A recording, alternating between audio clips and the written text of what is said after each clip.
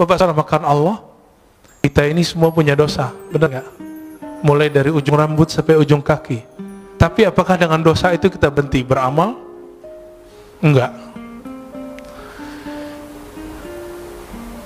Masih ingat Salahuddin Al-Ayyubi? Salahuddin Al-Ayyubi, seorang pejuang hebat, raja di zamannya, sultan, itu pernah meminum khamar.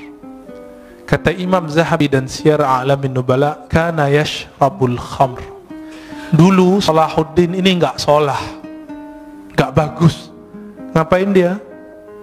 Namanya kan Ayub atau Yusuf ya. Salahuddin ini dulu suka minum khamar. Orang kalau minum khamar pasti zina. Orang zina ya lanjut judi, semuanya lengkap. Nakalnya bukan main. Maka jangan, kalau ada anak muda hari ini malam-malam kita lewat, dia minum khamar, dia jahat, jangan benci dulu. Siapa tahu nanti dia jadi mujahid fi sabilillah. Jangan benci dulu. Ya, tadi kita pas lagi nyetir, tiba-tiba ada yang ya anak orang pakai motor truk-truk, ya, suka-suka dia. Saya mikir jangan-jangan ini Salahuddin menghibur diri, biar husnuzan, biar gak benci. Siapa tahu kita punya sahabat dulu peminum, suka narkobaan, sekarang Masya Allah amal zikir banyak, bahkan ada yang sudah menjadi ustadz, banyak ya. Jadi jangan hukumi orang dengan waktu dia bermaksiat. Siapa tahu itu maksiat terakhirnya. Jangan pernah sucikan orang dengan amalnya. Siapa tahu itu amal soleh terakhirnya. Besok dia maksiat terus. Tapi semoga itu tidak terjadi. Maka Bapak saudara makan Allah, jika di Quran lebih dari 100 kali Allah membicarakan qalbu, kenapa ajaran-ajaran qalbu tidak dominan dalam kajian-kajian kita? Yang dominan apa? Kajian fikih, sunnah, bid'ah. Ingin mempergi qalbu, tapi yang terjadi keras qalbu. Ini coba aja. Kita bertahun-tahun ngaji sunnah bid'ah. Apa yang terjadi? Qalbu keras. Keras bukan main. Karena Rasulullah awal ngajar orang bukan ngajar sunnah bid'ah. Yang pertama diajar oleh Rasulullah apa? Qalbu. Jadi kalau ada orang sibuk dengan sunnah bid'ah, dia salah berguru. Tapi kalau sudah selesai belajar qalbu, baru belajar itu. Jadi saya berbeda sedikit dengan banyak orang. Orang mengira belajar tasawuf itu setelah belajar fikih. Enggak. Bagi saya belajar tasawuf dulu, belajar fikih. Baru belajar akidah lebih awal ya. Akidah, tasawuf, fikih. Kalau enggak, yang terjadi nanti debat. Suatu kali Imam Fakhruddin Ar-Razi, pengarang kitab Mafatihul Ghaib, datang ke seorang ahli qalbu. Lalu ahli qalbu itu menyindir Fakhruddin yang punya tafsir sepanjang tangan saya ini. Namanya Mafatihul Ghaib. Dia mentafsir Bismillahirrahmanirrahim 1 jilid. Ini di sini ayat sudah berapa turun di sini, ya. Tapi beliau mentafsir Bismillah satu jilid. Sampai sekarang kawan saya ngaji Bismillahirrahmanirrahim 7 tahun belum selesai. 7 tahun Pak belum selesai. Ngaji alif aja lama sekali ngajinya. Sampai betul-betul dikenal. Kenapa Bismillah itu kok diulang-ulang di Quran? Ternyata itulah awal yang ditulis di Lauh Mahfuz. Ketika Allah pertama ciptakan Lauh Mahfuz, apa kata Allah? Uktub. Faqala ma aktub. Qala uktub Bismillahirrahmanirrahim. Hadis sahih Imam Tirmizi. Jadi Allah ciptakan Lauh Mahfuz. Apa arti lauh? Lauh itu seperti kumpulan data. Semua data ada di situ. Data semua dunia dan akhirat. Apa kata Allah? Hai Lauh Mahfuz, tulislah. Lalu dia bertanya, apa yang kami tulis ya Allah? Uktub Bismillahirrahmanirrahim. Maka mengkaji Bismillahirrahmanirrahim, mengkaji semua makhluk. Selesai Pak semua. Rahman itu semua makhluk. Rahim khusus wali-wali Allah, kekasih-kekasih Allah. Nanti lain waktu cari gurunya ya. Ada yang pakar ilmu ini. Tapi tidak boleh dikaji terlalu luas. Imam Fakhruddin Ar-Razi kemudian ditanya, ketika disindir, tafsirmu itu belum apa-apa. Dia kaget.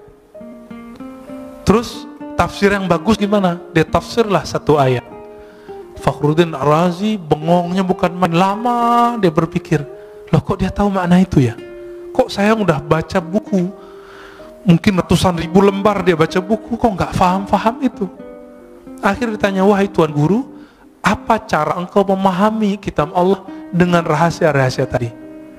Apa jawaban sang imam? Wahai Fakhruddin Ar-Razi, utruk ri'asah wazhad anid dunya. Tinggalkanlah ri'asah, kepemimpinan, baik jabatan-jabatan keulamaan, tinggalkan itu dan zuhudlah dari semuanya. Tapi apa kata beliau? Oh, kalau itu saya tidak sanggup. Ya sudahlah. Maka tidak turun ilmu itu kepada beliau. Turun ke siapa? Turun ke orang setelahnya. Imam Ibnu Athaillah, inilah kitabnya. Ya, turun lagi ke orang setelah Ibnu Athaillah, namanya Ibnu Ajibah, ya. Ada tafsir qalbu. Semoga nanti ada ahli tafsir yang mengkaji tafsir itu. Amin ya rabbal alamin, ya. Selama ini kita lihat tafsir-tafsir itu banyakkan hafalan. Ayat ini dijelaskan, ayat ini, itu biasa. Itu namanya ilmu munasabat. Ilmu mencocokkan satu ayat dengan ayat yang lain. Kalau cocok, kalau nggak cocok gimana? Karena ilmu cocoklogi hari ini betul-betul sangat dahsyat, maka banyaklah ustadz cocoklogi. Padahal yang cocok itu adalah ilmu qalbu. Karena Quran itu dia untuk qalbu. Allah itu ketika mengatakan, ya ayyuhallazina amanu, hai orang-orang beriman, iman di mana naruhnya? Di qalbu atau di badan? Di qalbu. Maka Allah sedang berbicara ke qalbu. Lain ketika Allah mengatakan ya ayyuhan nas, hai manusia. Ya. Betul qalbu juga, tapi qalbunya belum beriman, maka dipanggil ya ayyuhan nas. Berdasarkan beda-bedanya apa yang datang ke qalbu, maka berbedalah amal. Beda apa amalnya? Antara Nabi Adam dengan Nabi Nuh beda nggak doanya? Beda. Nabi Nuh dengan Nabi Ibrahim beda zikirnya. Nabi Ibrahim dengan Nabi Musa beda zikirnya. Nabi Ibrahim apa zikirnya waktu dilempar ke api? Hasbiyallah wa ni'mal wakil. Cukuplah Allah sebaik-baik yang mengurus melindungiku. Itu api zahir. Apalagi api dunia, api syahwat. Maka salah satu cara terapi orang untuk melemahkan syahwatnya adalah, mengendalikan syahwatnya adalah hasbiyallah wa ni'mal wakil, atau hasbunallah wa ni'mal wakil. Dizikirkan 450 kali setiap hari. Ini zikir yang diajarkan Maulana al-Imam Abdul Hasan Syazili. 450 itu dikit, Pak. Orang bisa handphonean, smartphone, bisa Instagram setengah jam kok. Baca hasbunallah wa ni'mal wakil itu paling 15 menit beres. Itu qalbu udah kenyang itu. Ini yang diwariskan para nabi. Siapa yang zikir hasbunallah wa ni'mal wakil, dia akan menjadi pewaris Nabi Ibrahim. Siapa yang zikir la ilaha illa anta subhanaka inni kuntu minaz zalimin, dia telah mewarisi rohani Nabi Yunus. Kenapa Nabi mengatakan al-ulama warasatul anbiya? Setiap ulama itu dia mewarisi rohani para nabi. Nabi tidak doktor. Nabi tidak baca kitab. Nabi baca yang di kolbunya. Maka orang yang mewarisi kenabian itu mewarisi kolbu Nabi sallallahu alaihi wasallam. Maka jangan andalkan gelar-gelar kita. Udah lewatin semua itu. Tanya ke dalam kolbu, aku mewarisi Nabi siapa? Dan orang yang disebut kutubul awliya, wali paling poros, yang keberkahan bumi itu karena doa-doanya.